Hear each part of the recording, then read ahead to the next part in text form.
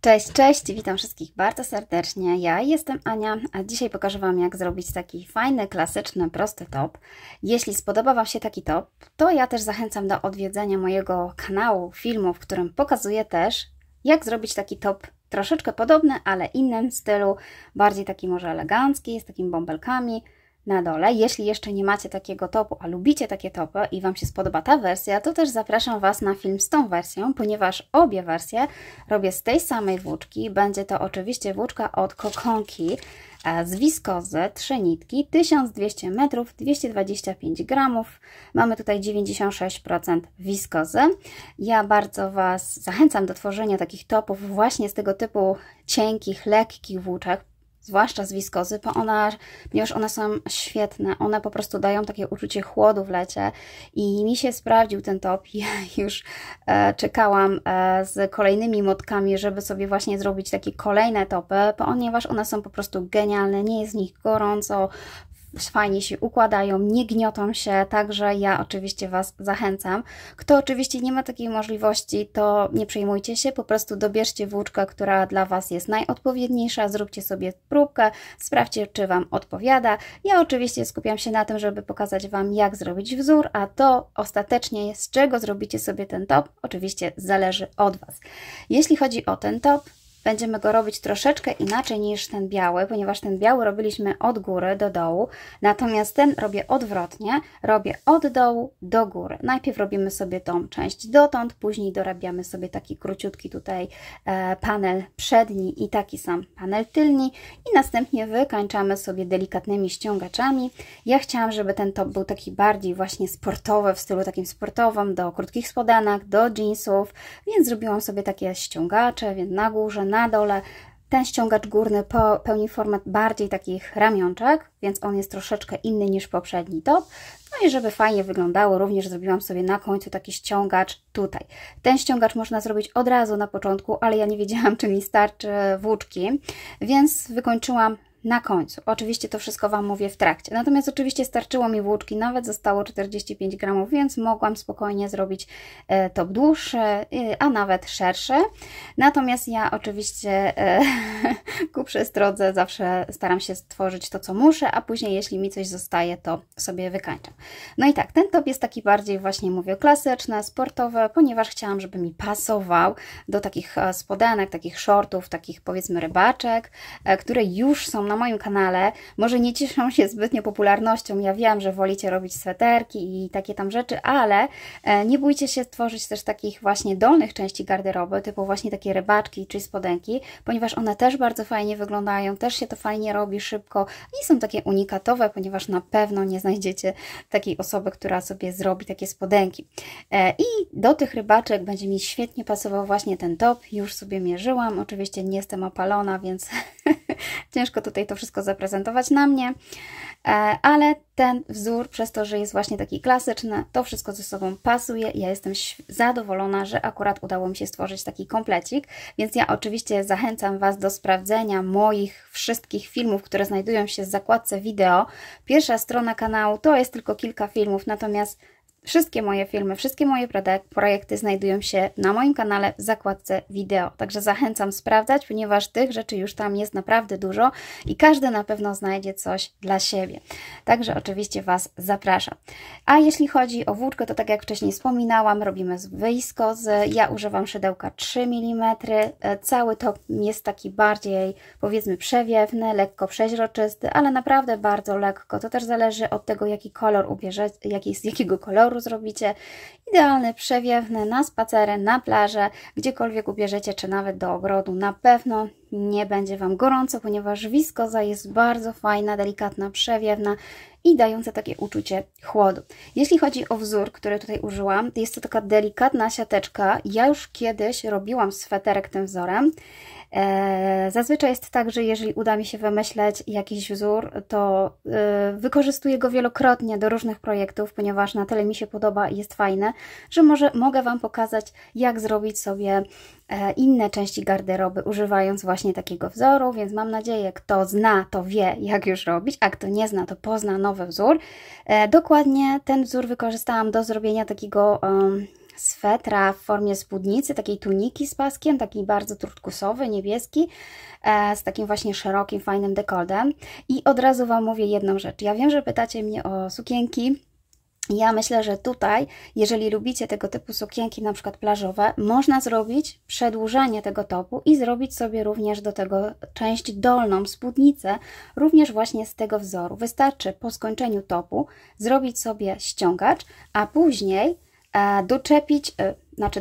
później wrócić z powrotem do tworzenia tego wzoru głównego. Można nawet sobie zrobić kilka zwiększeń, żeby ta spódnica była szersza.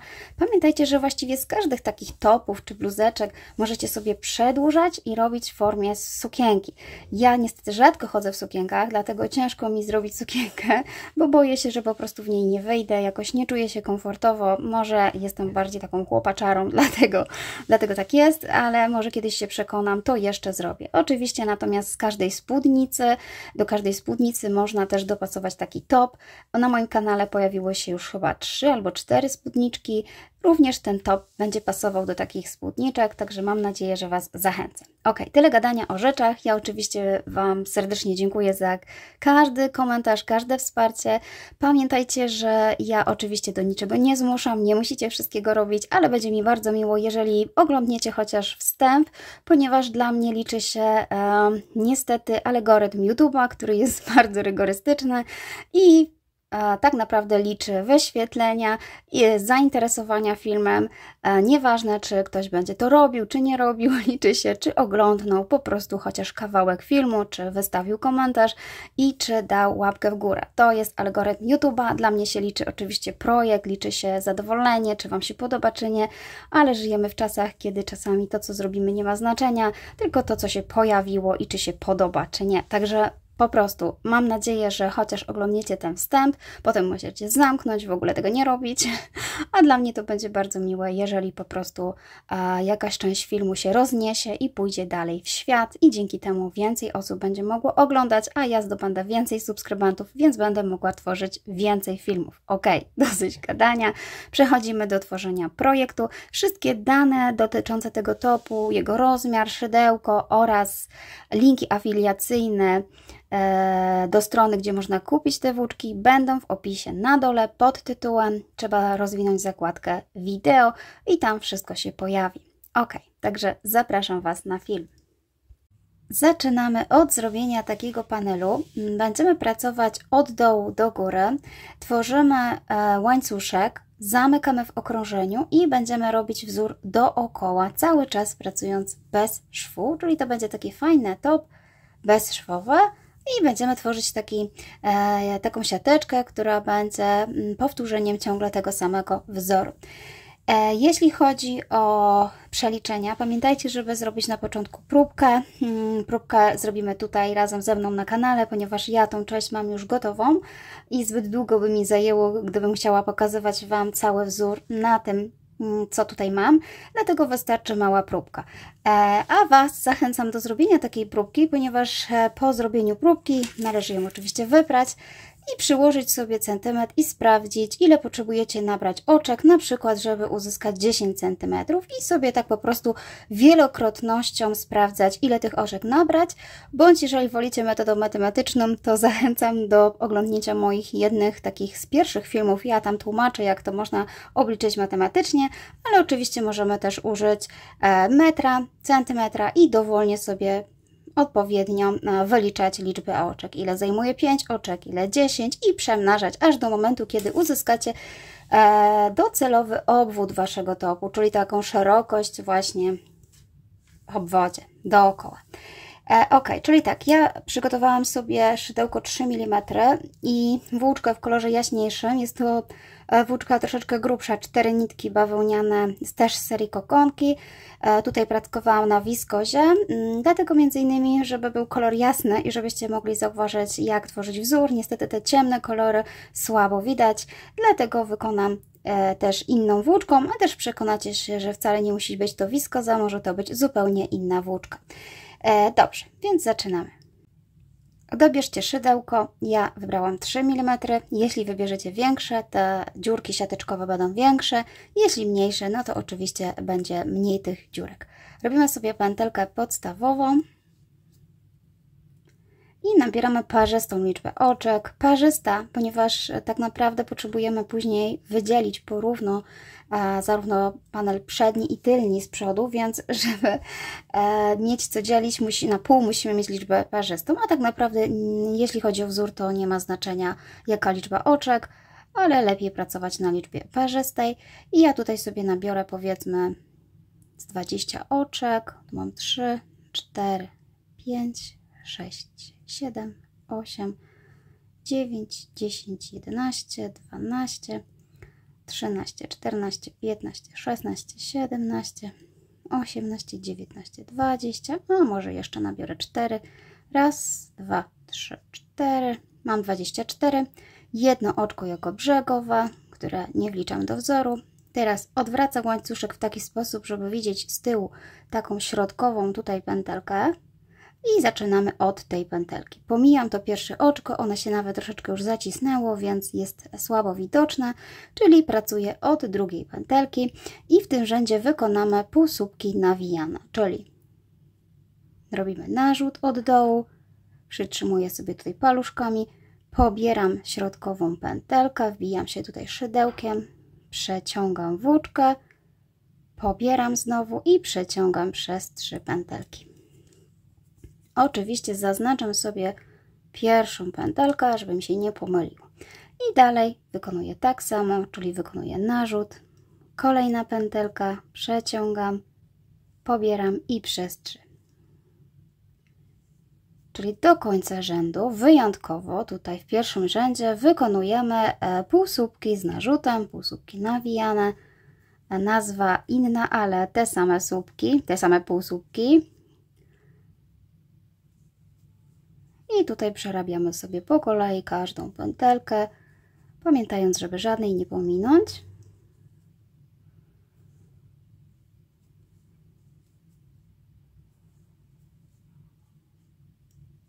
Dzięki temu tutaj z tej strony powstanie nam też ładny łańcuszek na górze, dlatego ja tutaj pobieram tylną pętelkę, taką środkową można powiedzieć.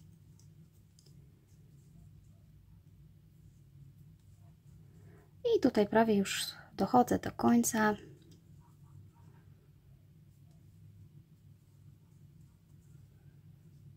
Jeszcze kilka przerobię z Wami. No i tu mi się źle nabrało, ale to jest niestety, to jest tylko próbka, więc nie będę się tym przejmowała. Oczywiście najlepiej, jeśli takich wystających pętelek nigdzie nie ma, żeby nas nie drażniły. Ok, zobaczcie, tutaj przechodzę do końca.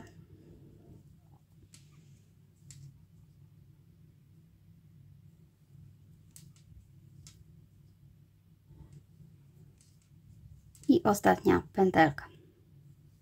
Teraz będziemy łączyć ten pierwszy rząd, ten łańcuszek w okrążenie. Ja łączę zawsze po zrobieniu pierwszego rzędu, jest mi wtedy prościej.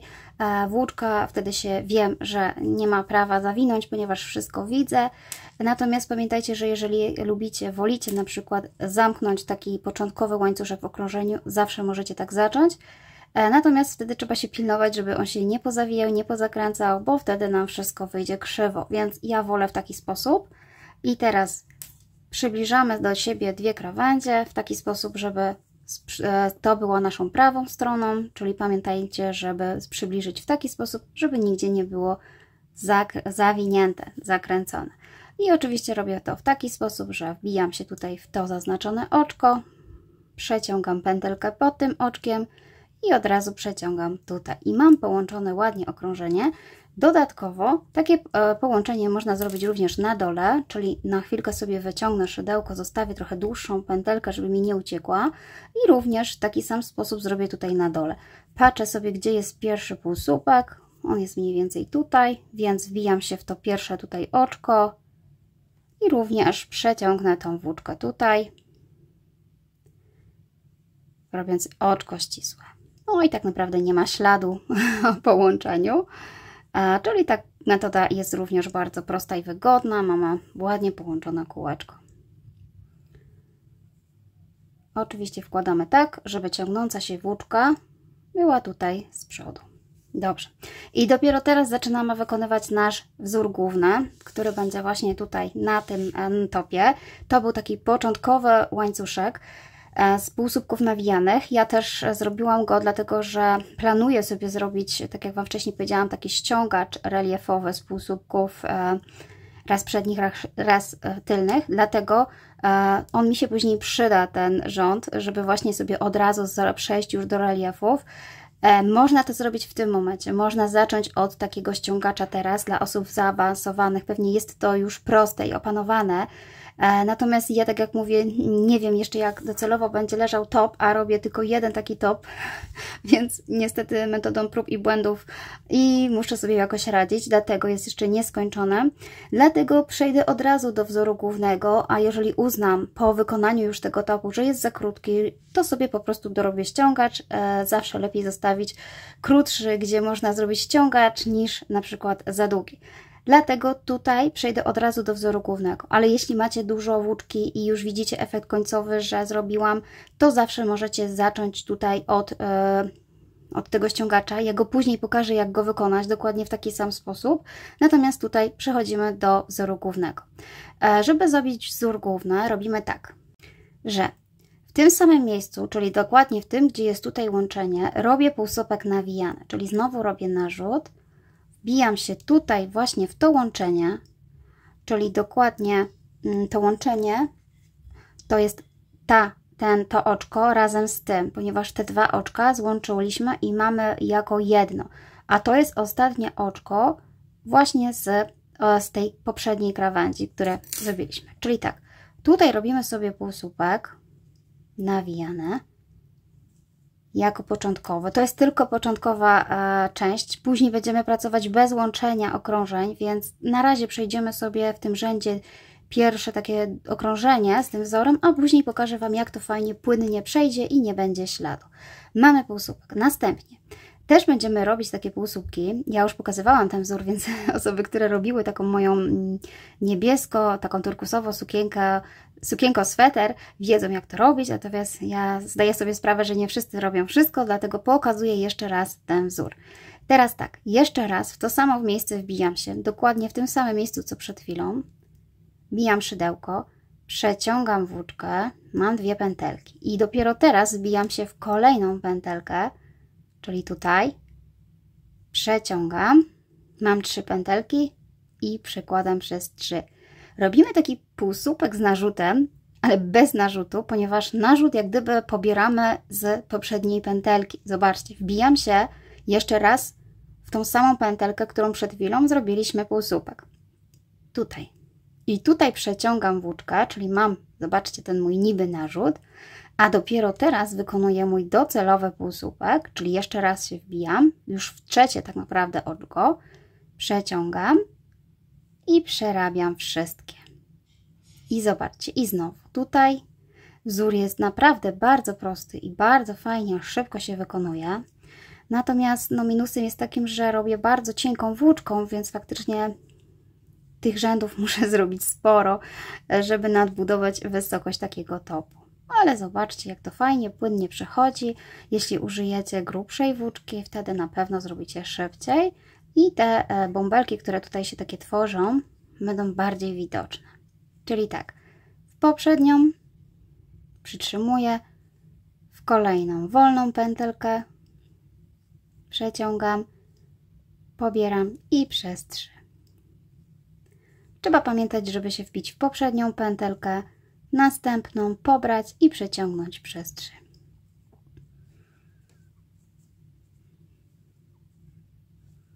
I tak sobie robimy dookoła. Zobaczcie,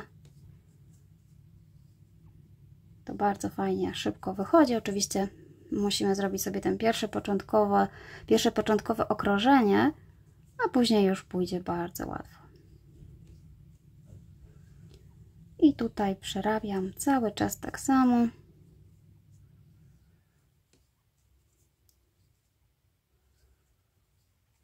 I tu.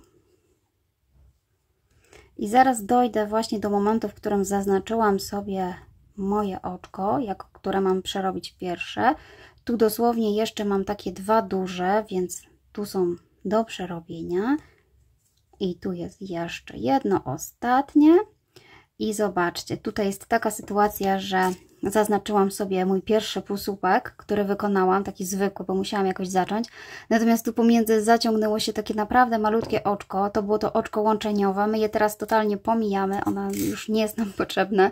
Po prostu pracujemy na naszych pętelkach. Czyli zobaczcie, to wyciągam. Teraz wbijam się w poprzednie jeszcze raz. I teraz od razu, bez łączenia, pobieram to. Pierwsze moje oczko, które było z tego rzędu i przerabiam. I teraz od tej pory nie muszę nic znaczyć, ponieważ nie łączę okrążeń. Cały czas będę sobie wykonywała w taki sposób ten wzór.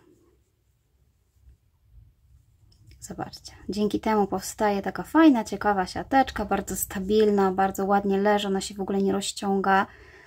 Ten mój sweterek, który ja zrobiłam z alpaki, niestety nie pokazywał dokładnie tego wzoru, bo miał bardzo dużo wystającej takiej wełny.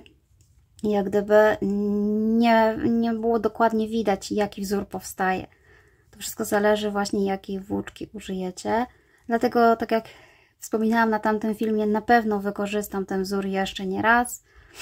Na pewno po prostu gdzieś się przyda. I właśnie się przydał do zrobienia takiego topu. I teraz zobaczcie, ja sobie cały czas pracuję, żeby Wam tutaj pokazać, że nie ma nic trudnego.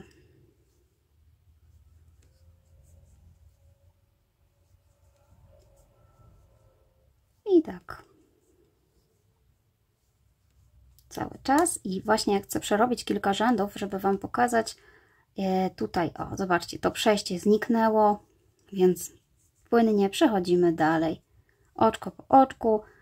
Zawsze możecie policzyć te oczka, zanim tutaj połączycie, czy nie pogubiliście jakiś oczek, czy jest dokładnie tyle, ile miało być. I ja sobie tutaj cały czas tak samo przechodzę. Zrobię kilka rzędów, żeby Wam pokazać, jak wygląda dokładnie ten wzór, gdy wykonujemy go innym kolorem, na przykład grubszą włóczką. Może w ten sposób Was zachęcę do spróbowania. Ale już wygląda bardzo fajnie.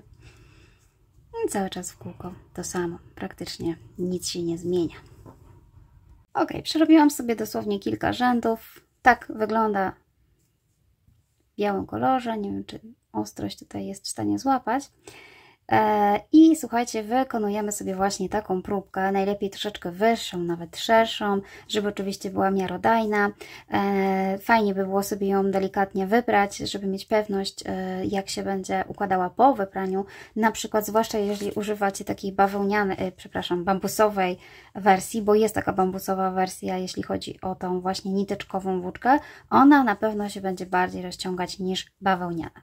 No i zobaczcie, ja miałam 24 oczka nabrane, więc połowa to jest 12 i te 12 cm, 12 oczek daje mi 7 cm, czyli w ten sposób mogę sobie albo mnożyć co 7 cm i pomnażać co 7 oczek, przepraszam, co 7 cm nabieram 12 oczek, albo tak jak Wam wcześniej wspominałam, dowolną metodą dla Was, łatwą, nawet taką matematyczną. To już zależy od Was, jak sobie to zrobicie.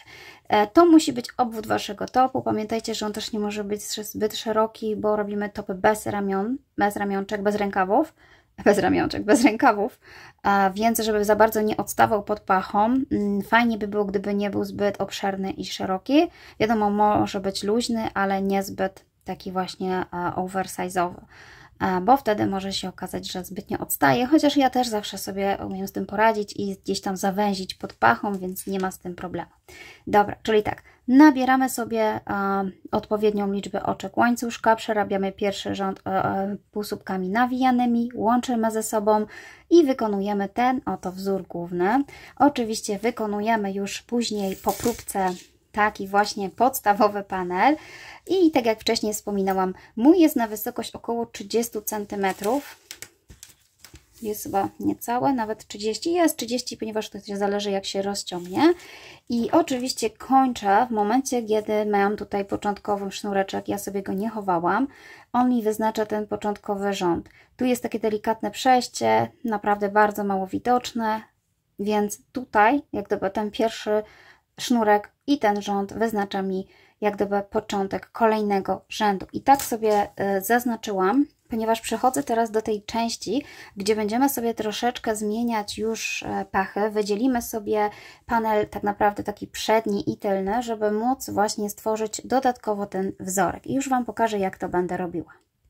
I tak wygląda mój panel, który zresztą już wcześniej widzieliście, więc uzyskałam sobie taką wysokość 30 cm i zatrzymuję się dokładnie w miejscu, gdzie mam tutaj początek. Mam wtedy pewność, że mam zrobioną taką samą liczbę rzędów zarówno z jednej, jak i z drugiej strony, po prostu pełne okrążenie. Jestem mniej więcej, osiągnęłam wysokość pod pachą i teraz zrobimy sobie górną część tego topu, czyli będziemy pracować osobno panel tylny i panel przedni, jednocześnie zawężając sobie tutaj tą część. Czyli tak, ja miałam nabrane 190 oczek na cały mój panel. 190 oczek. Teraz tak mniej więcej wygląda Wasz panel. Mniej więcej, oczywiście jest to w obwodzie, czyli dookoła. Natomiast dzielimy sobie oczka w taki sposób, że zawsze zostawiamy sobie troszeczkę miejsca pod pachą, zarówno z jednej, jak i z drugiej strony. Oczywiście nie narysowałam to w takim przekroju 3D, nie umiem tak dobrze rysować takich rzeczy. Chodzi o to, żeby mniej więcej z tej strony, jak i z tej strony zostawić sobie tutaj miejsce pod pachą, żeby oczywiście nam nic nie uwierało. I to oczywiście wszystko zależy od Was, od rozmiaru, jaki robicie. Ja postanowiłam, że zostawiam tutaj 20 oczek pod pachą. To jest około 10-11 cm, tyle mi mniej więcej wystarczy. I również musicie po prostu ubrać na siebie tą część już prawie gotową i sprawdzić, gdzie mniej więcej chcielibyście, żeby zaczynała się ta górna część panelu, tutaj górnego znaczy się, i panelu tutaj tylnego, gdzie w którym miejscu nie będzie Was po prostu uwierało. I jeśli już dokonacie takich mniej więcej pomiarów, to przeliczcie to po prostu na oczka. Czyli ja postanowiłam, że z boku zostawię 20 oczek. Czyli z tych 190, które miałam, odejmuję te 40, to mam 150, czyli wychodzi na to, że jak podzielę na 2, to wychodzi na to, że po 75 oczek będę miała z przodu i 75 z tyłu. I tak sobie podzieliłam ten panel, pozaznaczałam sobie znacznikami. Od razu w miejscu, gdzie tutaj zaczynałam, wydzieliłam już część na pachy. Tutaj mam panel tylny, znowu część na pachy i panel przedni. I teraz będziemy pracować już ściegiem tam i z powrotem. Już tworzymy trochę inną część tego topu, żeby nie był taki nudny, więc będziemy od razu zawracać. Pomijamy tą część na pachę i tworzymy wzór dalej, z tym, że będziemy pracować tylko do momentu, gdzie jest ten drugi znacznik, czyli tak naprawdę od tego miejsca do tego, tam i z powrotem, i jednocześnie będziemy sobie tworzyć takie zmniejszenia, żeby oczywiście fajnie układał się nasz top. Ja oczywiście nie odcinałam sobie włóczki, ponieważ będę pracowała na tym, co mam tutaj już zaczepione. Pomimo, że jest tu mała różnica wysokości, nie ma to znaczenia. Ważne, że jest taka sama liczba rzędów z przodu, jak i z tyłu, ponieważ mam tutaj początkowy sznureczek i wiem, że stąd zaczynałam i dotąd dochodziłam, więc mam pełne okrążenia, taką samą liczbę. Natomiast oczywiście tutaj ta różnica, ona po prostu zniknie, zniweluje się. Ja jeszcze wpadłam na taki pomysł i cały czas się zastanawiam, co zrobić, ponieważ zazwyczaj robię jeden top, więc prawdopodobnie będę musiała sobie zrobić podobny drugi. Taki top można też zrobić z podziałem jeszcze tutaj na te dwie części, czyli tak naprawdę nie jedna część, tylko dwie, i zmniejszać zarówno tutaj, jak i tutaj, czyli taki top powstający z dwóch trójkątów. Jest oczywiście taka możliwość, żeby sobie tak zrobić. To będzie bardzo podobnie do tego, co ja robię tutaj. Po prostu zarówno panel tylny, jak i przedni jeszcze musicie podzielić sobie na pół, czyli na przykład jak ja miałam tutaj 75 oczek łańcuszka, 75 oczek na tył, powiedzmy, że to jest mój tył, przepraszam, przód, i jest 75 oczek, czyli już nie wliczam tych pach, to również dzielę go na pół i zostawiam sobie w taki sposób, żeby właśnie stworzyć te trójkąciki tutaj, tak? Natomiast ja mam oczywiście liczbę nieparzystą, więc jedno oczko zostawię sobie w środku. Można nawet więcej oczek, wcale nie musi to być trójkąt, może być taki półłuk tak naprawdę. O, coś takiego. To można sobie na przykład zostawić tu więcej, a tutaj zacząć jak gdyby z tej strony. Różne są sposoby. Ważne, żeby po prostu sobie to obliczyć mniej więcej do biustu, prawda? Bo w zależności od tego, jaki mamy wielki biust, tyle możemy sobie pozwolić, ile możemy sobie pozwolić zostawić materiału. Ja dlatego tworzę taki jeden panel, bo jest mi wygodnie i ja też lubię takie panele. Natomiast jeżeli lubicie takie właśnie z podwójnymi tutaj takimi trójkątami, to jak najbardziej możecie tak zrobić. No i u mnie by wychodziło wtedy, że 37 mam tutaj, 37 tutaj, no i 1 daje 75. Ale tak jak mówię, można na przykład również, jak mam 75, zacząć, że na przykład 5 oczek sobie tutaj zostawiam, tak? I wtedy mam po 35 z tej strony i 35 z tej. To nie musi być tutaj dokładnie taki szpic, może być też więcej tutaj oczek zostawionych, natomiast ja nie robię takiego topu tutaj, robię taki zwykły, ale metoda, którą będę pokazywała, jest taka sama, zwężająca, będzie zawsze taka sama, więc to od Was zależy ostatecznie, jak chcecie, żeby top wyglądał, no chyba, że robicie dwa, no to oczywiście sobie można po prostu kilka takich wersji zrobić, jak najbardziej, być może ja też się skuszę na taki top, jeszcze zobaczę. Ok, czyli tak, ja zrobię taką wersję na jednym panelu, a oczywiście Wy sobie zadecydujcie, która wersja Wam się bardziej podoba. Dobrze, czyli zobaczcie, ja jestem w miejscu początkowym, tutaj tak naprawdę miałam początek i teraz zawracam, czyli tak, pomijam te pachy, robię oczko do góry i zawracam. Ten ściek będzie trochę inaczej wyglądał, tak jak mówiłam, żeby nie było nudno, będzie troszeczkę inaczej wykonywane, natomiast dzięki temu będziemy sobie też tutaj skracać. I teraz tak, jestem tak naprawdę na lewej stronie i tu zaczynam już od zwężenia. Będę zwężenia robiła na lewej stronie. Zwężenie polega na tym, żeby dwa oczka przerobić jako jedne.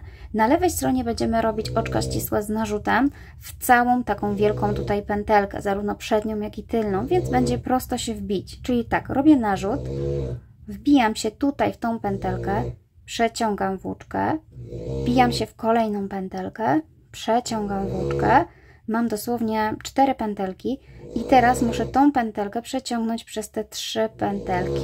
Dzięki temu zrobiłam sobie pierwsze zmniejszenie i zaznaczam sobie tutaj znacznikiem pierwszą moją pętelkę. Kolejne oczka robię zwyczajnie, czyli po jednym oczku w jednej pętelce, czyli narzut. Wbijam się w całą pętelkę i przerabiam sobie po prostu oczka ścisłe z narzutem do końca rzędu, ale uwaga, na końcu również zrobię zmniejszenie, czyli tak naprawdę zostawię sobie 2 oczka przed znacznikiem, żeby zrobić zmniejszenie. Natomiast tutaj cały czas na tej lewej stronie będę robiła ten wzór właśnie oczek ścisłych z narzutem i tutaj jak gdyby wbijam się pod tą pętelkę całą, tutaj już nic nie rozdzielam, czyli całe oczko przeciągam i przez 2. Oczka ścisłe z narzutem niestety są trochę takie niewygodne do robienia, trzeba się nauczyć, ale one dają fajny efekt we wzorze i ja bardzo często je stosuję. Natomiast tutaj właśnie nam się przyda ta technika tych oczek ścisłych z narzutem. Można przerabiać do przodu, a można też przerabiać do tyłu. Wszystko jedno. Przerabiam do mojego znacznika. Znaczniki aktualnie wyznaczają mi pachę, więc zatrzymuję się 2 oczka przed znacznikiem. Ok, przerobiłam sobie ten rząd i tak jak mówię, zostały mi 2 oczka i tutaj również robię zmniejszenie, czyli z tych 2 oczek powstanie jedno, czyli robię narzut, wbijam się w przedostatnie, przeciągam, wbijam się w ostatnie, przeciągam i teraz to oczko przeciągam przez te wszystkie 3 oczka i już mam pierwsze zmniejszenie. Teraz robię oczko do góry i z powrotem odwracam robótkę na prawej stronie. I tutaj kontynuuję ten sam ściek, co tutaj, w tym wzorze głównym, czyli tutaj nie robię żadnych zmniejszeń, czyli od razu robię narzut, wbijam się również w całą pętelkę, Tutaj zostanie nam taka na dole pętelka, dlatego będzie troszeczkę inaczej wyglądał wzór, ale myślę, że warto mieć coś innego. Zaznaczam sobie oczywiście pierwszą i dalej kontynuuję ten sam ścieg, czyli tu, tu i tu. I znowu tu i tu. Ok? Czyli zobaczcie, on będzie wyglądał inaczej, ponieważ będzie tutaj taki dodatkowy właśnie poziomy paseczek. Dzięki temu top troszeczkę inaczej właśnie się będzie układał, prezentował. Myślę, że to będzie bardzo fajnie wyglądało.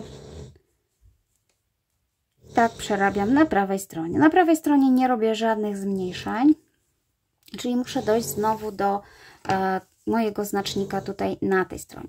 Jeśli zdecydowaliście się, że robicie na pół na przykład, to ja doradzam, można przerobić sobie na przykład tą część na lewej stronie po całości, ale już dorobić jak gdyby tą część do tego momentu, gdzie macie znacznik i robić tam i z powrotem tylko tą część, a zachowując zmniejszenia na przykład tylko na lewej stronie. Oczywiście te zmniejszenia też zależy od tego, jaką włóczką robicie, czy faktycznie wymaga tyle zmniejszeń, czy nie. Ja na mój rozmiar i w ogóle na tą włóczkę robię tylko zmniejszenia na lewej stronie. Na prawej stronie, jeśli potrzebujecie szybko zmniejszać, też jest to możliwe. Wówczas oczywiście mamy trochę więcej do zrobienia, bo gdybyśmy chcieli zmniejszyć te dwa oczka, już się przybliżam, na końcu oczywiście i na początku, to nie dość, że musimy się wbić w poprzednie, następne, to jeszcze w kolejne, czyli tak naprawdę w 3, ale da się zrobić zmniejszenie. Ten bąbelek wtedy jest większy. Dlatego ja zmniejszam tylko na lewej stronie, bo jest to po prostu mało widoczne i lepiej to wygląda. I zachowuję taki właśnie ten sam wzór. Dobrze, słuchajcie, czyli tak, tą część znowu przerobię do tego momentu. I tutaj jestem już prawie na końcu. Mam do zrobienia dosłownie jeszcze 2 oczka. Tutaj warto sobie znaczyć ostatnie oczko, bo ono jest zawsze trochę bardziej schowane i można się po prostu pomylić i pominąć. A tutaj nie zmniejszamy, więc nic nie możemy pominąć.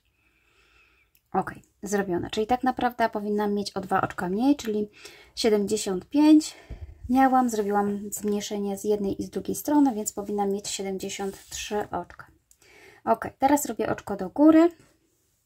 Odwracam znowu na lewą stronę i powtarzam to samo, co na lewej stronie, czyli zaczynam od zmniejszenia. Czyli znowu narzut, wbijam się w pierwsze oczko, przekładam, wbijam się w drugie oczko, przekładam i przeciągam przez te wszystkie 3 pętelki i znowu zaznaczam pętelkę pierwszą. Trzeba sobie ją tutaj dobrze wybrać i zaznaczam. No i znowu dalej kontynuuję to samo, czyli oczka ścisłe z narzutem całą pętelkę.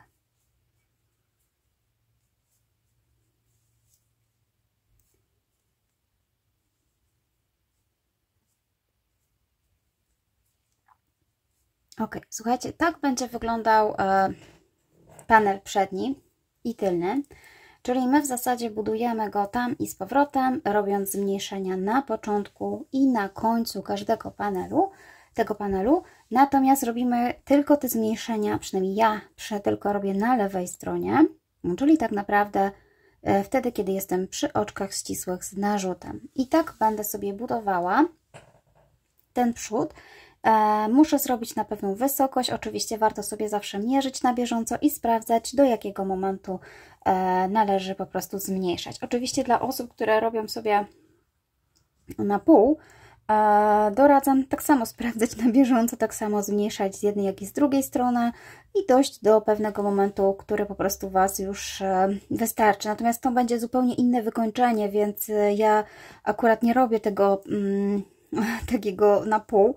Natomiast na pewno kiedyś zrobię i pokażę, jak sobie zrobić takie na przykład ramionczka czy paseczki, ale to oczywiście zawsze możecie sobie po prostu jakoś tam wykombinować. Ok, czyli tak, ja zrobię sobie ten panel przedni, pokażę Wam, jak to wygląda i powiem Wam, jak zacząć ten panel z kolei tylny, ponieważ tutaj musimy zacząć od też lewej strony, ponieważ tak jak powiedziałam Wam, pomimo że była różnica tutaj wysokości, jak gdyby pierwszym rzędem, który wykonujemy na panel, było na lewej stronie. Tutaj mogliśmy zawrócić, ale teraz nie możemy robić od tej strony tutaj ciąg dalszy, bo tutaj byłaby robienie na prawej stronie, więc musimy tak naprawdę zacząć tutaj, od tej strony, tutaj doczepić sobie włóczkę i iść na lewej stronie tam i z powrotem i oczywiście również zacząć od zmniejszeń, ale to za chwilkę. Dobrze, słuchajcie, zbudowałam sobie tą część, o której Wam mówiłam. To jest dosłownie kilka rzędów. Ja tutaj uzyskałam 8 cm. Oczywiście nie jest to docelowa wysokość, ponieważ będziemy sobie tworzyć jeszcze taki ściągacz, który też doda nam wysokości.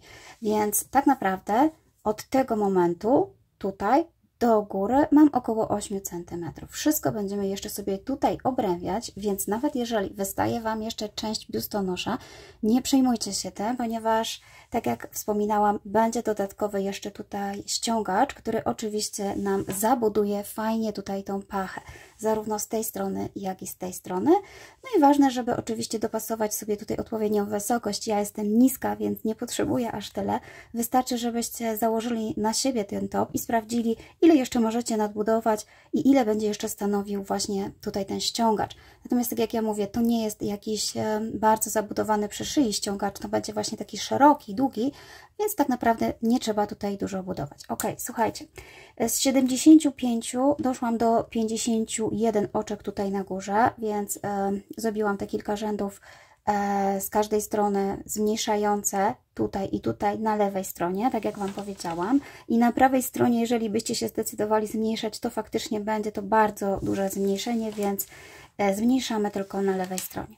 To jest moja lewa strona i słuchajcie, kończę sobie rzędem zmniejszającym na lewej i zamykam tutaj oczko, wyjątkowo na lewej, dlatego że na tym będziemy jak gdyby kontynuować tworzenie tego wzoru po zrobieniu tej części i tu nie będziemy odcinać włóczki, a żeby wszystko miało sens, muszę skończyć tutaj na lewej stronie. I później Wam powiem dlaczego, natomiast tutaj sobie oczywiście zamykam to okrążenie. Pamiętajcie, żebyście zaznaczyli sobie, jeśli nie potraficie jeszcze odróżniać, gdzie są te początkowe i końcowe oczka, żeby było tyle samo. Natomiast teraz skupimy się na drugiej części, czyli tył albo przód, wszystko jedno, to jest tak naprawdę tak bardzo podobnie wyglądający top, zarówno z przodu, jak i z tyłu, nawet tak samo. Tylko musimy sobie teraz zrobić, tak jak Wam wcześniej powiedziałam, że zobaczcie, tutaj już wszystko Wam tutaj pokazuję, jest mój przód, tak? Natomiast robiliśmy sobie w taki sposób, że doszłam tutaj do przodu, zawracałam i zaczynałam wzór tak naprawdę na lewej stronie, czyli po zrobieniu pełnych rzędów. Teraz odwracam top w taki sposób, że nie będę zaczynać tutaj, tylko będę zaczynała z tej strony i zaczynam od razu od rzędu na lewej stronie i też od razu zmniejszającego, po to, żeby oczywiście liczba rzędów mi się zgadzała. Więc robimy to w taki sposób. Jestem dokładnie w tym miejscu. Tu mam zaznaczone znacznikiem miejsce, gdzie oczywiście pomijam. I teraz bijam się szydełkiem w oczko, to które należy do panelu, tutaj i tutaj doczepię sobie włóczkę. Oczywiście to doczepianie tutaj trzeba będzie sobie troszeczkę tak inaczej zrobić, żeby było wewnątrz, więc po prostu może od tej strony wbiję sobie szydełko, włożę szydełko jeszcze raz. Tutaj w całe oczko oczywiście, jak gdyby, żeby została końcówka na lewej stronie. Więc tak naprawdę zrobię sobie taki mek, jak gdyby na prawej doczepię, o, w taki sposób, a wzór zrobię już na lewej. Musimy po prostu sobie doczepić tak, żeby końcówka była z tej strony. Ok. No i teraz ponownie robię narzut, ponownie wbijam się w to oczko, przeciągam i w kolejne przeciągam i teraz znowu muszę przełożyć przez te wszystkie pętelki. Czyli zaczynamy od zrobienia zmniejszenia, tak jak zaczynaliśmy z tej strony.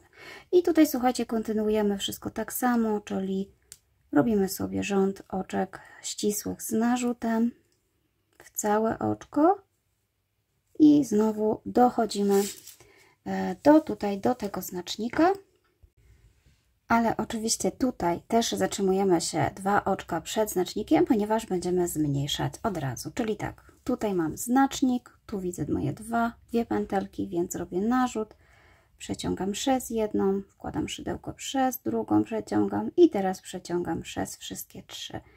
Oczko do góry i z powrotem jestem na prawej stronie i tutaj na prawej stronie też wykonujemy zwykły wzór, czyli tutaj nic się nie zmienia.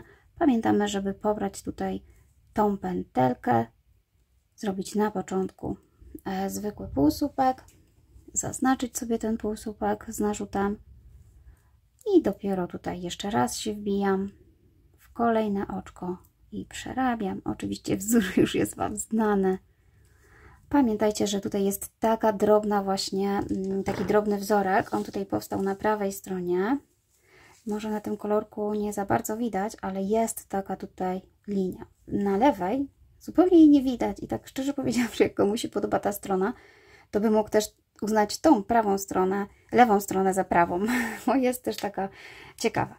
Dobrze, słuchajcie, czyli tak, kontynuujemy dokładnie tak samo jak tą część, czyli na prawej stronie bez zmniejszeń, dochodzimy normalnie tutaj do ostatniego oczka, natomiast na lewej stronie zaczynamy od zmniejszenia i kończymy na zmniejszeniu. No i oczywiście musimy wybudować tyle samo rzędów co tutaj i jak ja to zrobię, to zaraz powiem Wam, jak będziemy wykonywać ciąg dalszy. Natomiast tutaj będziemy, oczywiście skończyliśmy na lewej stronie, ale tutaj dojdziemy o jeden rząd wyżej i zaraz Wam powiem dlaczego.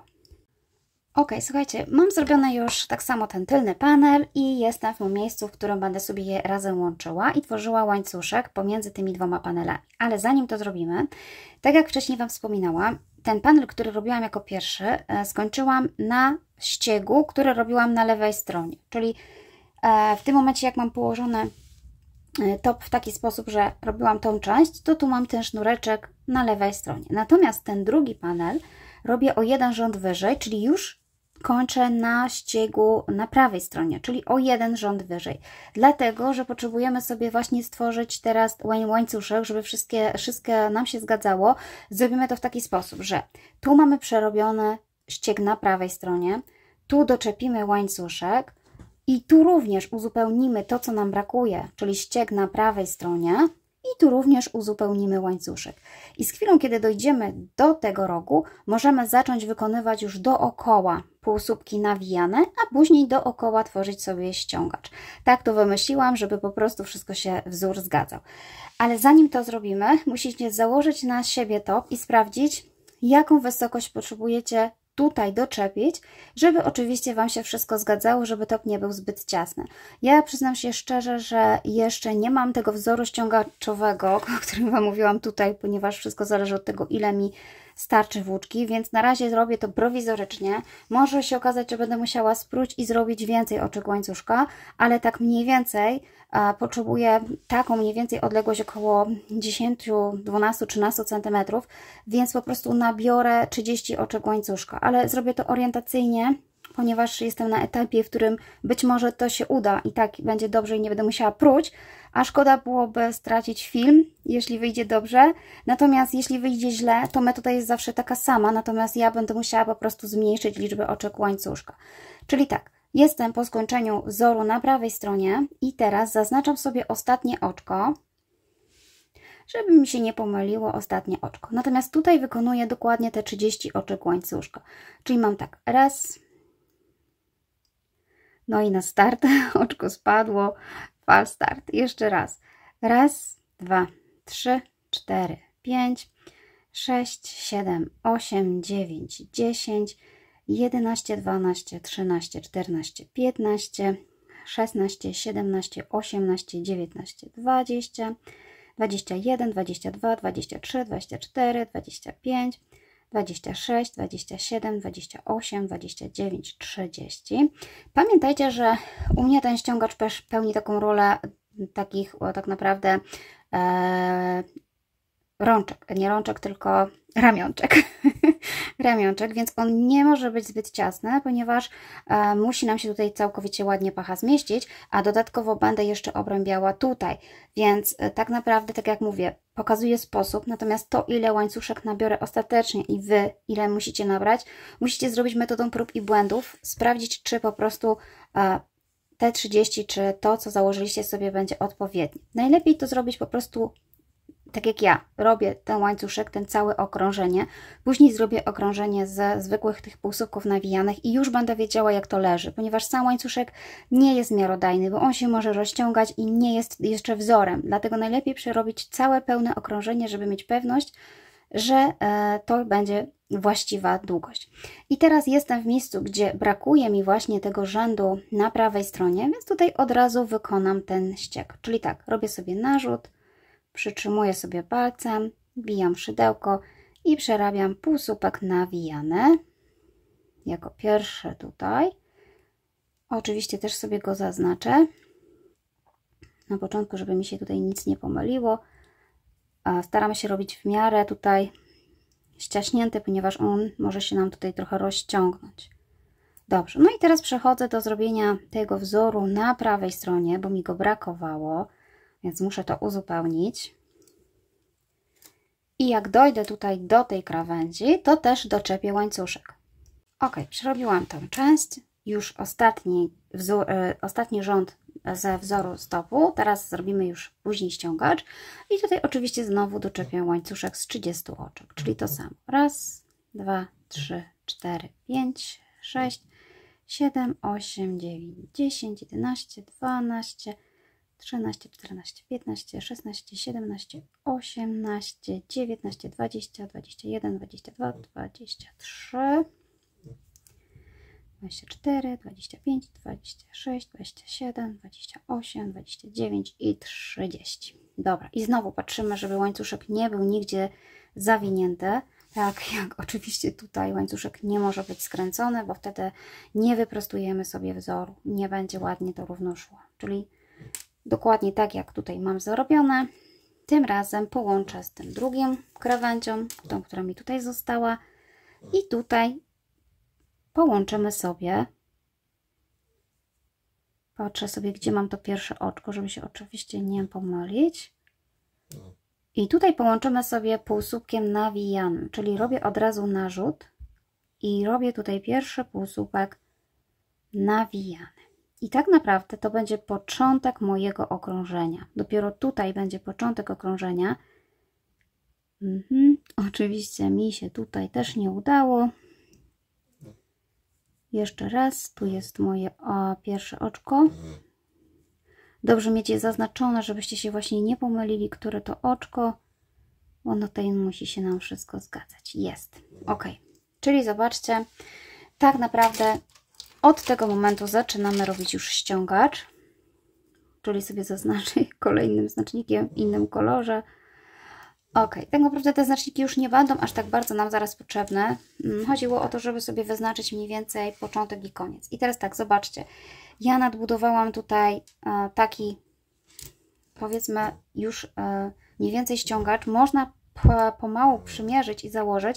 On będzie też pełnił funkcję takich właśnie ramionczek do topu, więc on będzie też układał się tak lekko w tą stronę. Dobra, całe to okrążenie przerabiamy półsłupkami nawijanymi, czyli tak, w pierwszym miejscu, gdzie było łączenie, już mam zrobione, więc zaczynam od drugiego. I tutaj przerabiam wszystko półsłupkami z narzutem, czyli narzut od dołu, przeciągam, pobieram. Tutaj akurat jest proste, ponieważ mamy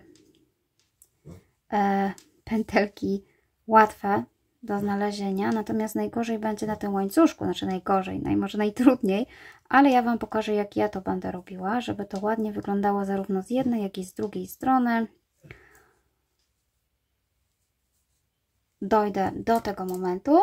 Dobrze, jestem tutaj i teraz mam ostatnie oczko do przerobienia, ponieważ miałam tutaj znacznik, ostatnie oczko tak naprawdę w tej pętelce, natomiast później przechodzę do takich tylnych pętelek tutaj, odwijam sobie, odkręcam sobie troszeczkę ten łańcuszek, nieważne w którą stronę, ważne, żeby sobie go odkręcić, dokładnie tak jak robiliście początkowy łańcuszek, gdy przerabialiśmy pierwszy łańcuszek. Popatrzcie, to jest z przodu łańcuszek, ja wiem, że tutaj bardzo mało widać, ale z tyłu już tutaj pojawia mi się pierwsza pętelka. Ja odwrócę sobie tą pętelkę tak, żeby mi było tutaj lepiej ją zahaczeć. Ona jest tak trochę na skos. Można sobie na przykład wziąć mniejsze szydełko, żeby łatwiej się pracowało. Ja sobie wezmę 2,75, ponieważ tutaj będzie mi lepiej się przebić. I pobieram tutaj tą pierwszą pętelkę i również przerabiam półsłupki nawijane. I tutaj również wyszukuję sobie tą pętelkę ze środka. Wiem, że bardzo mało jest to widoczne, to co ja tutaj robię, ale uwierzcie mi, jeżeli w ten sposób przejdziecie przez to, to zarówno dół tego ramionczka, jak i góra będą miały ładne zakończenie, więc pomimo, że jest to utrudnione wybrać tą pętelkę, warto się pomęczyć, żeby od dołu tutaj też był ładny łańcuszek. Czyli tak, wiem, że mam tutaj do przerobienia 30 takich pętelek. Odwracam sobie właśnie w taki sposób, żebym ja tutaj mogła zauważyć. Pobieram środkową pętelkę i przerabiam. I tak samo do tego końca tutaj, do momentu, gdzie mam znacznik, który mi już wypadł, ale wiem, że muszę tutaj przerobić 30 oczek takich półsłupków nawijanych. Dobrze, słuchajcie, policzyłam sobie, zrobiłam te 30 półsłupków nawijanych i tutaj to oczko, które mi tak wystaje, to jest już oczko z półsłupka, które był tutaj, ponieważ najpierw jest oczko, później jest tutaj ten półsłupek. Czyli jak gdyby ta część, oczywiście mi wypadł znacznik, ale gdy macie wpięte znaczniki, to po prostu chodzi o to, żebyście nie myśleli, że zrobiliście 30, na przykład jeden oczek, tylko po prostu ta większa pętelka już wchodzi do wzoru głównego. I tutaj również przerabiam sobie ją jako półsłupek nawijany. Oczywiście tutaj sobie już zmieniam większe szydełko i dalej wchodzę już na tą część panelu, również przerabiając półsłupki nawijane, czyli z narzutem. I teraz tak musimy zrobić również z tej strony. Dobrze sobie właśnie jest mieć te znaczniki, tak jak tutaj widzicie, ponieważ wtedy wiemy, które oczko jest od którego. I to oczko jest właśnie troszeczkę takie zaciągnięte, zaznaczone, było od już półsłupka gotowego. I ja dojdę do tego momentu, czyli przerobię drugą część tak samo i pokażę Wam, co dalej. Ok, słuchajcie, skończyłam, zmierzyłam i wydaje mi się, że będzie odpowiednia długość, pamiętając, że ja jeszcze będę sobie obrębiać tą część, więc nawet jeżeli coś jest za mało, to dobrze, że jest na przykład tutaj jeszcze za szeroko, czy Wam coś nie pokrywa, ponieważ będziemy sobie również tworzyć tutaj ściągacz. Ważne, żeby tutaj te ramionczka nie były zbyt ciasno, żebyśmy mieli miejsce sobie jeszcze obrębić. I teraz tak, skończyłam po przerobieniu półsłupków nawijanych na moim tutaj rękawie. Teraz będę przechodziła do ściegu półsłupków reliefowych, czyli tak naprawdę wbijanych raz z przodu, raz z tyłu i od razu zaczynam od tego pierwszego tutaj półsłupka, który ma pętelkę tutaj, ale on jest widoczny z tej strony, czyli zobaczcie, od razu bez łączenia robię narzut, pobieram cały ten półsłupek, przekładam włóczkę i teraz przekładam przez wszystkie. Jakby wiem, że ciężko tutaj pokazać Wam, jak to wygląda na tym kolorze, ale mam nadzieję, że śledzicie mnie, moje filmy i wiecie, jak robić takie półsłupki nawijane. Nie chcę tutaj zbytnio uczyć, bo jest to ciężkie, zwłaszcza przy takim kolorze włóczki. I zobaczcie, teraz robię narzut i pobieram ten półsłupek, tutaj cały półsłupek mam na szydełku od tyłu, czyli tu widzę szydełko, przeciągam i również pobieram i przeciągam przez 3. I znowu narzut, pobieram. Oj, przepraszam, ja tam chyba przeciągnęłam, jakby to był słupek trochę, jeszcze raz. Czyli tak, narzut, zobaczcie tutaj, pobieram, przeciągam. O, chyba dobrze zrobiłam, już nie pamiętam. I przeciągam przez 3. Narzut. Różnica jest tylko taka, że raz robię to z przodu, od przodu, a raz robię to od tyłu, tak żeby powstał właśnie taki ściągacz.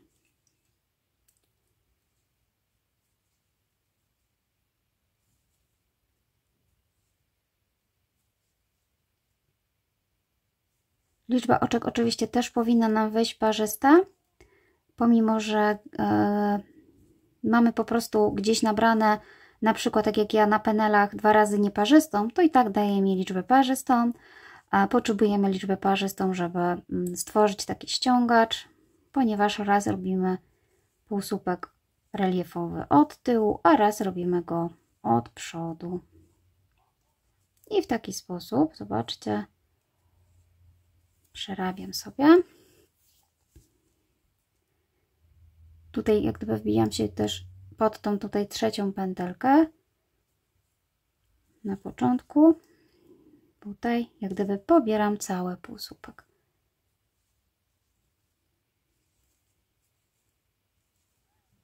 I jeszcze kilka przerobię z Wami. Co prawda mi tutaj ucieka wszystko, ale mam nadzieję, że to będzie widać. Na tym etapie tego topu on musi w miarę leżeć dobrze na wysokość ramionczek, bo jak gdyby wysokości ramionczek już nie będziemy powiększać, czyli jeżeli na przykład ubraliście na siebie i okazuje się, że jest zbyt ciasno, że po prostu nie leży Wam dobrze pod pachą, bo się opina, to trzeba zrobić dłuższy ten łańcuszek, obniżyć jak gdyby stan tego topu. Taka jest właśnie technika robienia, że musimy niestety dopasować pod swój wymiar, a żeby to zrobić, no musimy metodą prób i błędów zaryzykować i sprawdzić, jak to wyjdzie. I ewentualnie spróć te dwa rzędy i poprawić, żeby nam było wygodnie. Natomiast, tak jak wspominałam, jeśli jeszcze jest za mało, bo wystaje Wam pacha, czy wystaje Wam biustonosz, tym się akurat nie przejmujemy, ponieważ to sobie właśnie zakryjemy wszystko i wyrównamy, tak jak chcecie. Mi akurat właśnie też jeszcze wystaje, więc dorobię sobie jeszcze ściągacz i będzie to wszystko fajnie wyglądało. Mam nadzieję. Ok, zobaczcie, chcę sobie tutaj dojść z Wami do tego momentu, żeby Wam pokazać jeszcze tutaj przejście, ale to już chyba nie będzie takie drastyczne przejście, czy jakieś trudne, ponieważ mamy tak naprawdę obrębione wszystko dookoła. Nie, już tylko pracujemy na tych półsłupkach.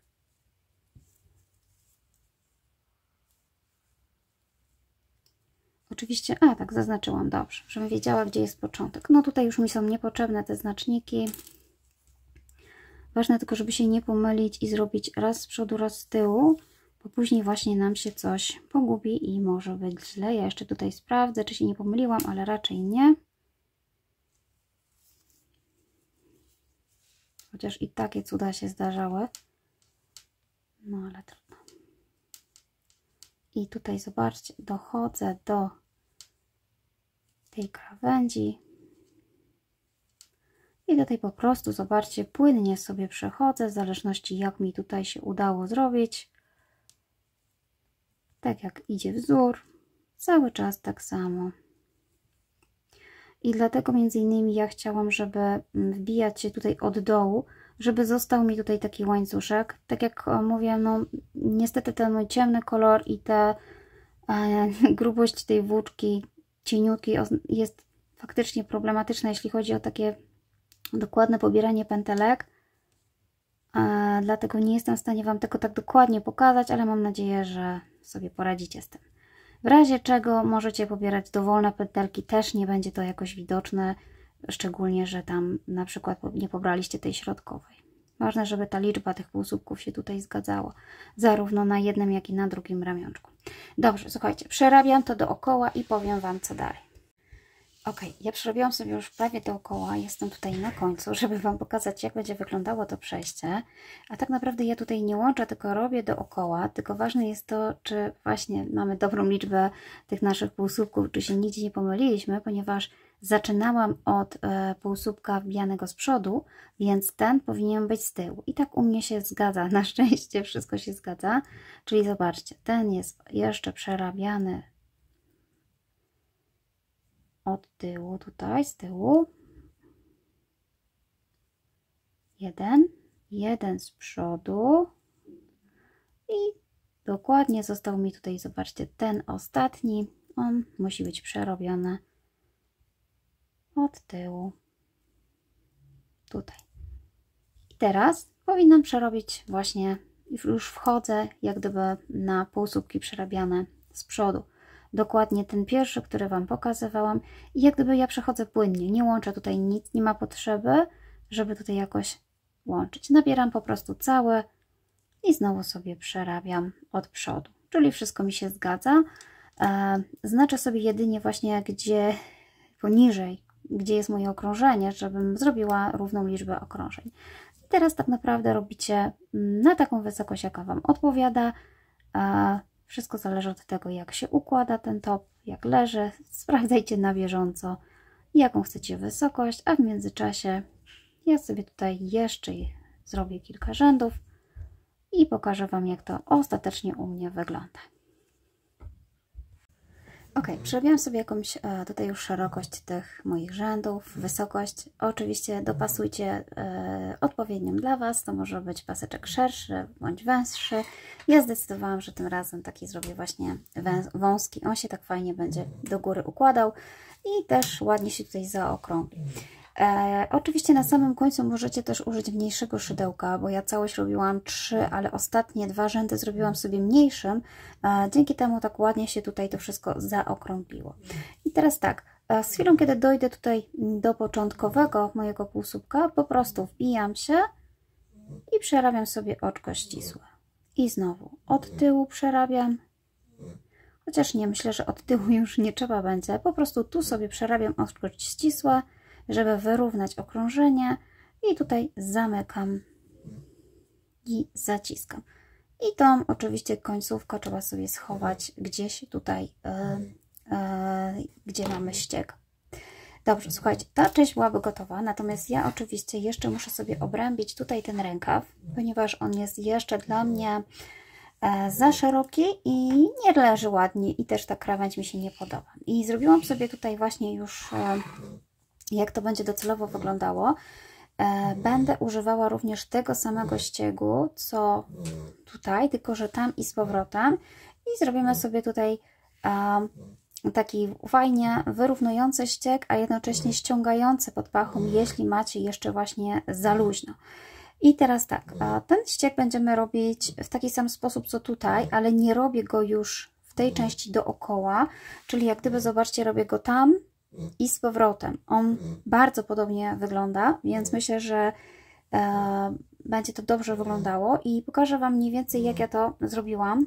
Oczywiście wszystko robimy na wyczucie, dopasowujemy sobie w międzyczasie do swojego rozmiaru, mierzymy i patrzymy, czy po prostu dobrze leży, a ja Wam pokażę moją technikę, jak to zrobić. Ok, czyli za każdym razem zaczynam od tej strony, żeby iść zgodnie z wskazówkami zegara, tutaj i wrócić.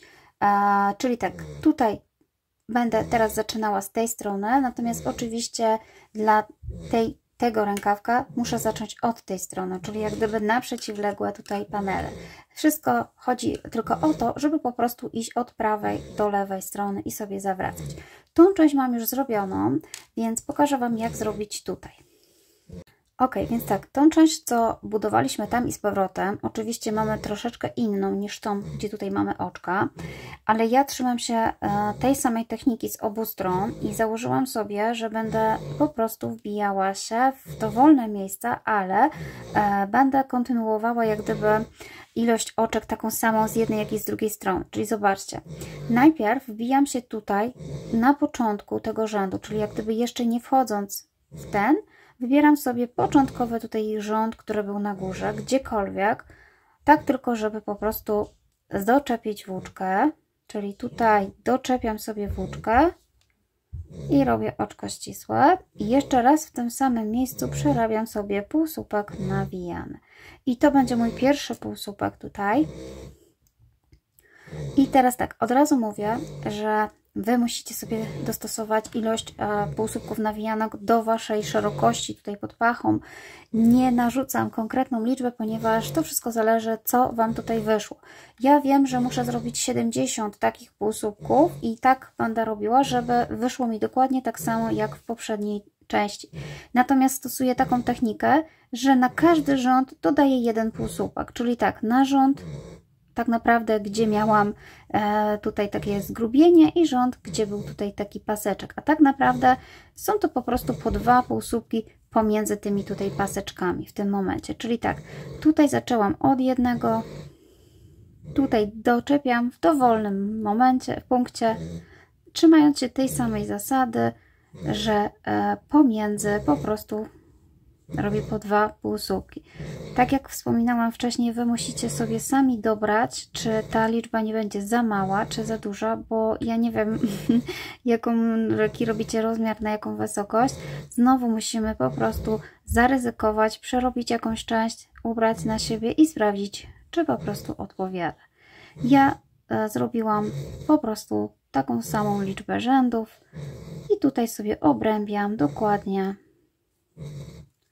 wbijając się w tą technikę, którą sobie stosowałam, z tym, że no muszę wejść, muszę mieć tyle samo tych półsłupków, co na tej stronie, czyli w tym momencie mam już 1, 2, 3, 4, 5, 6, 7, 8, 9, 10, 11, 12, 13, 14.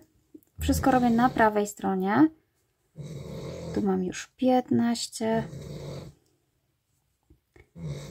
Tutaj mam 16. 17, tutaj w środku 18 i tutaj 19, 20, 21, 22. Tak jak mówię, może się okazać, że to będzie za mała liczba dla Was, jeżeli macie na przykład bardzo ciasno zrobione. Wtedy polecam robić sobie częściej te półsłupki i oznaczyć sobie, w których miejscach po prostu robicie. I tu już zrobiłam 24. No i przechodzę tutaj do tej części mniej więcej już, gdzie mam oczka. 25, 26. Tu są ładne oczka, więc trzymam się tego, co tutaj mam. I zobaczcie, tak przerobię dookoła, czyli z chwilą, kiedy dojdę tutaj, również będę stawiała pomiędzy tymi dwoma, tu półsłupek i tu półsłupek, tu półsłupek, tu półsłupek, tu półsłupek, tu półsłupek. I wtedy uzyskam dokładnie taką samą liczbę jak tutaj. Oczywiście warto to robić jednego dnia, żeby pamiętać, albo sobie po prostu zapisać, jaką technikę stosowaliście. Dobrze, dojdę do tego momentu. Ok, zrobiłam sobie mniej więcej właśnie tutaj do końca tego panelu, mniej więcej w tym samym miejscu, co na początku. I teraz zobaczcie, mam ostatni półsłupek, zaznaczyłam. Natomiast tutaj szukamy sobie najbliższej krawędzi, która jak gdyby przybliżyłaby nas do tej krawędzi i wybieramy sobie dowolne tutaj pierwsze oczko i robię, tak jak mówię, to zależy, jak tutaj to wszystko wygląda, ale myślę, że wybiorę sobie to oczko tutaj z dołu i już chwileczkę, tylko sobie muszę pobrać tutaj oczko. Wybieram sobie właśnie oczko i jak gdyby zaczepiam tutaj o ten mój ściągacz w taki sposób. Jeszcze raz.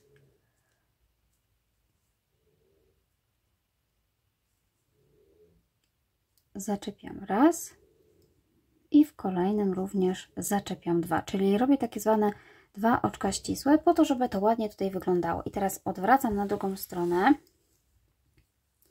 i robię tutaj właśnie ten ściek, który Wam pokazywałam. Natomiast musimy tutaj popatrzeć, jak biegły te półsłupki z tej strony, czyli jak gdyby zobaczcie, ja sobie zaznaczyłam pierwszy półsłupek i on tak naprawdę tu miał oczko, ale tutaj był takim pierwszym półsłupkiem. O, one są niestety bardzo mało widoczne, ale tu jak jest oczko, to tu jest pierwszy ten półsłupek. I teraz patrząc na to z tej strony, muszę wybrać ten półsłupek i zrobić pierwszy jak gdyby relief. Czyli tak, robię narzut. On będzie tutaj tym razem wcześniej, czyli z tej strony. I przerabiam na przykład półsłupek przedni. Oczywiście nie ma tutaj znaczenia, czy będziecie mieć liczbę parzystą, czy nieparzystą, bo zawsze będziemy wracać tak samo i robić tak samo, ponieważ tak naprawdę no, mogłaby być liczba nieparzysta, żeby się tak samo zaczynało z tej strony, jak i z tej, więc jeśli Wam się uda zrobić nieparzystą, no to super. Ja akurat zrobiłam nieparzystą, więc u mnie troszeczkę to inaczej wyszło, ale nie ma to jakiegoś znaczenia. Pamiętamy, że zachowujemy dokładnie taką samą zasadę, czyli raz półsłupek nawijany przedni, raz półsłupek nawijany tylny. Z tym, że te półsłupki przerabiamy jak gdyby teraz od lewej strony, więc one może troszeczkę nie są takie widoczne, ale wbijamy się tak, żeby tutaj pobrać ten półsłupek i oczywiście przerabiamy zgodnie z tym, co wzór tutaj nam podpowiada, czyli raz w przód i raz z tyłu.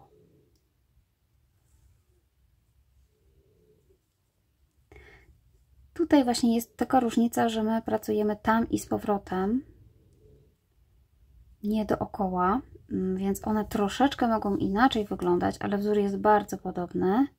Nie chcę robić dookoła, ponieważ nie chcę nadbudowywać tej części na ramionczkach. Chcę, żeby ramionczka były cieńsze.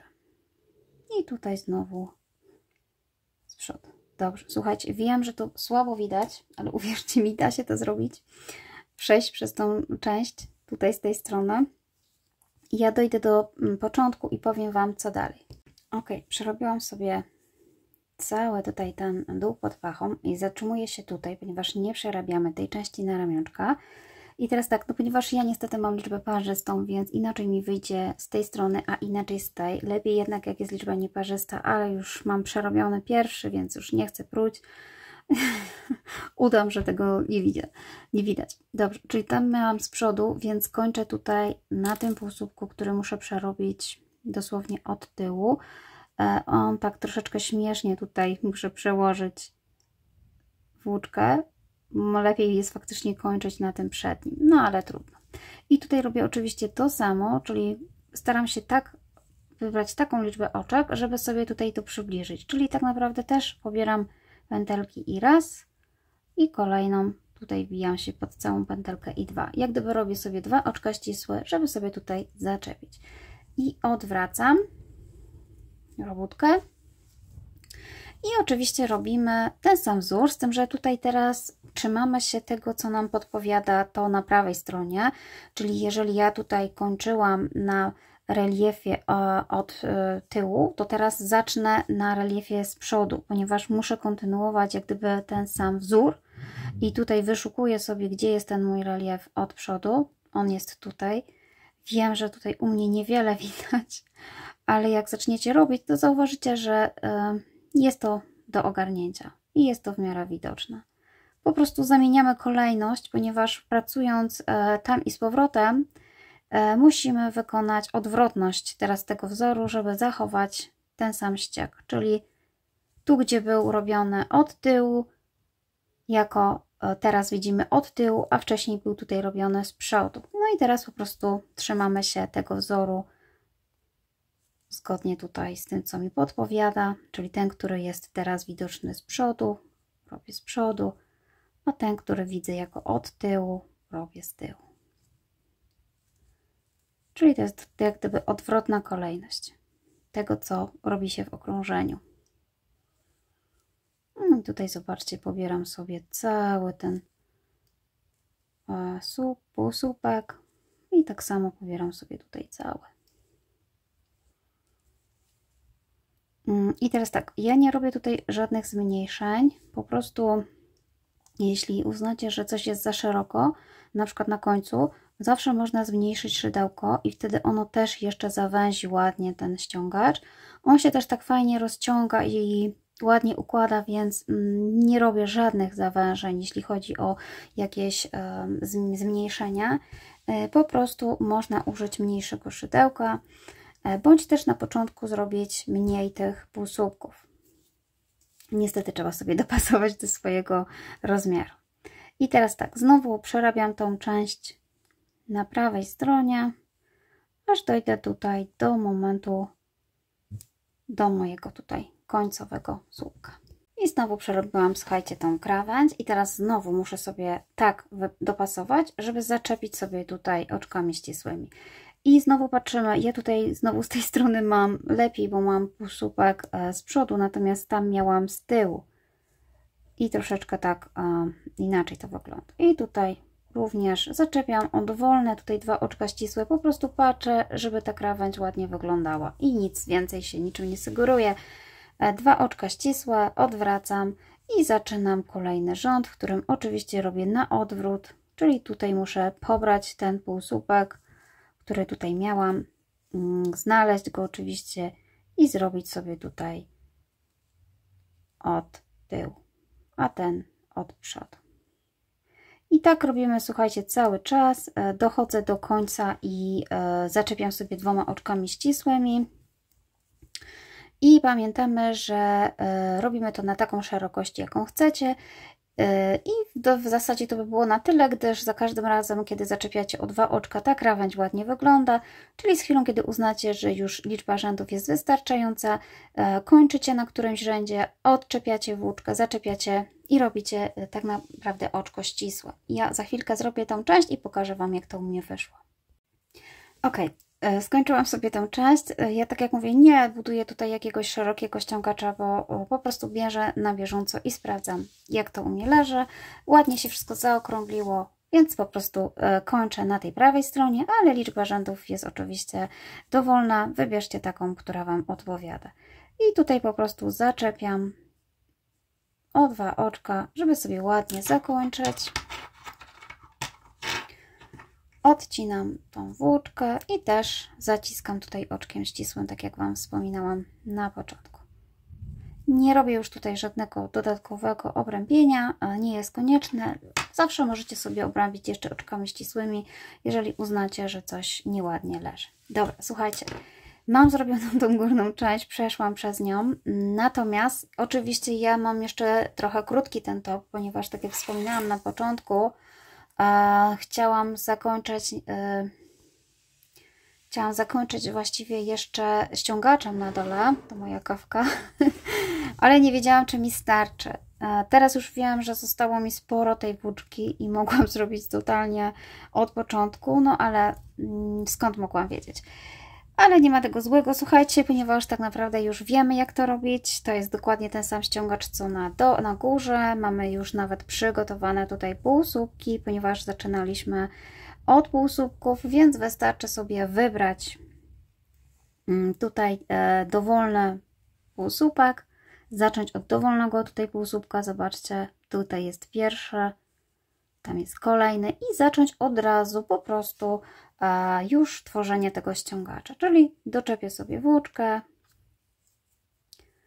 i tutaj po prostu nawet doczepię w taki sposób na słupku, na półsłupku i jeszcze raz owinę go tutaj z przodu i później będę cały czas pracowała tak samo, czyli dokładnie tym samym sposobem, co na górze, na górny ściągacz, po prostu dookoła, nie robiąc żadnych dodatkowych tutaj łączeń. Nie ma sensu, tego nie widać, tej różnicy wysokości, natomiast tutaj po prostu wykorzystuję to, co sobie wcześniej przygotowałam, czyli rząd półsłupków.